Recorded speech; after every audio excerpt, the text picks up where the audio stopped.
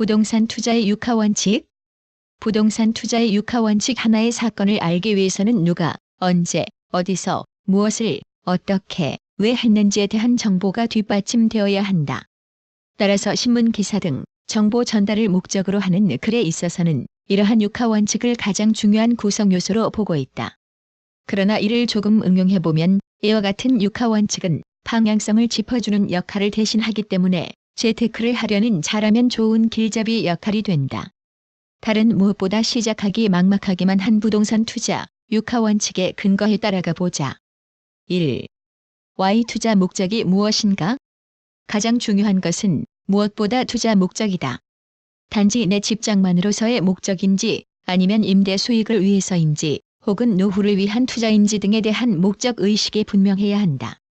특히 하루가 다르게 변하는 요즘과 같은 상황에서는 목적 의식 없이 투자할 경우에는 예기치 않은 변수에 의해 어려움을 겪을 수도 있으므로 유의해야 한다. 2. 와 필요한 부동산은? 투자 목적이 정해졌다면 자신에게 필요한 부동산을 구체적으로 정해야 한다. 예컨대 토지, 아파트, 상가 그 중에서도 선호도 높은 안정적인 아파트를 선택할 것인지 아니면 수요층이 큰 대마상가나 주상복합 건물을 선택할 것인지 등에 대한 구체적인 자료를 모아서 필요 부동산을 선택하도록 해야 한다. 3. 하우 투자는 어떻게? 자신이 보유하고 있는 자금을 점검하여 얼마를 투자하고 얼마가 더 필요한지 등에 대한 예산을 세워야 한다.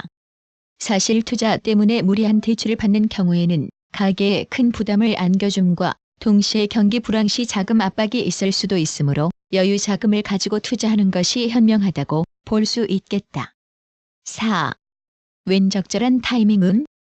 사실 부동산은 시간에 투자한다고 봐도 무방할 정도로 투자 시기를 잘 잡는 것이 중요하다. 부동산 시장의 흐름이나 부동산 경기 등을 분석하여 언제 살 것인가, 언제 팔 것인가를 결정해야 한다. 특히 단기적 투자일 경우는 환금성을 중시하여야 하고 장기적 투자일 경우는 투자 수익률이 높을 것으로 예상되는 상품을 고르는 것이 좋다. 5. 웨어 지역 선정은? 투자 지역을 선정할 때 중요하게 고려해야 할 기준은 바로 미래 가치, 그 지역의 발전 가능성이다. 향후 개발이 추진될 예정이거나 지속적인 성장 국면에 있는 곳, 특히 자연 환경이 좋은 지역 등이 좋다. 6. 후노구와 함께?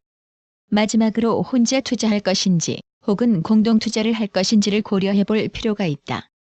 적은 자금 때문에 무리하게 대출을 받아 어려움을 겪는다던가 부족한 금전 때문에 투자 시기를 놓쳐 안타까워하는 것보다 부족한 자금을 해결할 수 있고 또한 위험 부담도 줄일 수 있는 공동 투자로의 모색도 필요한 일일 수 있다.